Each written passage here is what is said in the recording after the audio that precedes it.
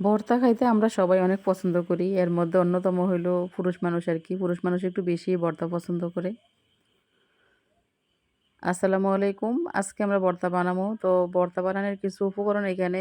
১ম এ হইলো ০.৫ কেজি শীদল, তারপরে হইলো মরিচ আধা কেজির চেয়ে একটু কম। পেঁয়াজ হইলো ১.৫ কেজি, প্রায় ২ কেজির কাছাকাছি। তো আমরা আজকে একটু বেশি করে ভর্তা বানাবো কারণ ভর্তাটা এক জায়গায় যাইবো, এই কারণে একটু বেশি করে ভর্তা বানাবো। এখানে কিছু রসুনের কোয়া আছে। তো ১ম এ আমি মরিচটি ব্লেন্ডার করে নেবো। তো বাইটা নিলে সবচেয়ে বেশি ভালো হইতো কারণ বাটা ভর্তার মজাটাই আলাদা। তো বাটা আসলে সম্ভব না যেহেতু এখানে মরিচ বেশি। তারপরে হইলো গিয়ে শীদল ০.৫ কেজি। তো আমি একটু ব্লেন্ডার করে নিতেছি। তো ১ম এ শুরু করলাম মরিচ দিয়া। মরিচটা ছিল আমার ক্ষেতের মরিচ। দেখেন মরিচটা কিন্তু অনেক লাল হইলেও মরিচটা তেমন ঝাল নাই।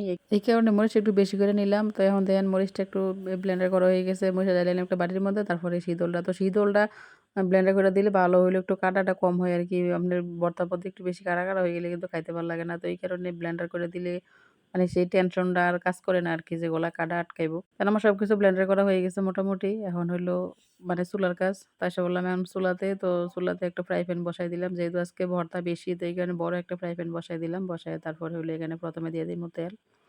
তো তেলটা একটু বেশিই দেবো কারণ যেহেতু এনে অনেক কিছু একসাথে দেওয়া হইব। তো তেলটা তেমন বেশি হইব না মনে হয়। কারণ যেহেতু পেঁয়াজ আছে বেশি, তারপরে হইলো গিয়া মরিচ, শীদল একসাথে। তো এখন দিয়ে দিলাম হলো পেঁয়াজ। পেঁয়াজ প্রায় ২ কেজির কাছাকাছি। যেহেতু শীদল বেশি, মরিচ বেশি এই কারণে আবার যাইবো একটু দূরে ভর্তাটা। তো আসলে কিন্তু মহিলা মানুষের তুলনায় কিন্তু পুরুষ মানুষই বেশি একটু পছন্দ করে ঝাল খাওয়া, তারপরে এগুলো ভর্তা খাওয়া। আমার দেখার মধ্যে আমার একটা ভাইয়া ছিল মিজান ভাই।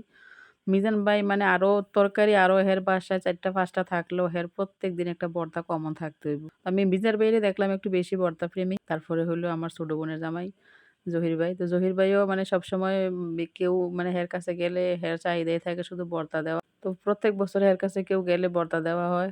তো এইবারও ভর্তার মানে কথা কইছিল ভর্তা আর গরুর মাংস। তো এখানে ভর্তাটা একটু স্পেশাল করে করা হইতেছে একটু ঝাল কইরা। ভাই আবার একটু ঝাল খাইতে বেশি পছন্দ করে। তো এখানে একটু বেশি করে ঝাল দিয়ে তারপরে ভর্তাটা বানানো হইতেছে আরকি। এখন পেঁয়াজ-টেয়াজ দেওয়া হয়ে গেছে। পেঁয়াজ, তারপরে শীদল, তারপরে এখন দিতেছি হইলো গিয়ে রসুন বাটা, রসুনের কোয়া দেওয়া হইছে কয়েকটা। শীদলের ভর্তার মধ্যে যত পরিমাণ রসুনটা বেশি হয় ততই কিন্তু ভর্তাটা মানে মজাটা একটু বেশি হয় আরকি। তো এখন দেওয়া হইলো মরিচ, তো দেন মরিচটি দিয়ে দিলাম। তো মরিচটা দিয়ে তারপর একটু ভালো করে নাড়াচাড়া দিয়ে তারপরে ভর্তাটা বানায় নেবো। তারপর সামান্য একটু দিয়ে দিলাম হলুদের গুঁড়া। হলুদের গুঁড়া মানে কালার হইব এই কারণে আরকি। তো দিয়ে একটু ভালো করে সবজিটা একসাথে মিশাইয়া তারপরে ভাইজা নেবো। তো ভর্তার কথা শুনলেই মানে কেমন যে একটা মানে লোভ কাজ করে। বিশেষ করে পুরুষ লোকের আরকি। আমরাও খাই তেমন বেশি না, কম। আমরাও ভর্তা পছন্দ করি। তো আমার বাসায় আমার মেয়েরও অনেক ভর্তা পছন্দ করে। সবচেয়ে বেশি পছন্দ করে হলো লাল ভর্তা। আমার বড় মেয়ে আর মেজো মেয়ে লাল ভর্তাটা খাইতে বেশি পছন্দ করে। আর আমার জামাইয়ের হইলো গিয়া মাছের ভর্তা। মানে একেকজনের পছন্দ একেক রকম আরকি। মানে যার কাছে যেটা বেশি ভাল লাগে খাইতে।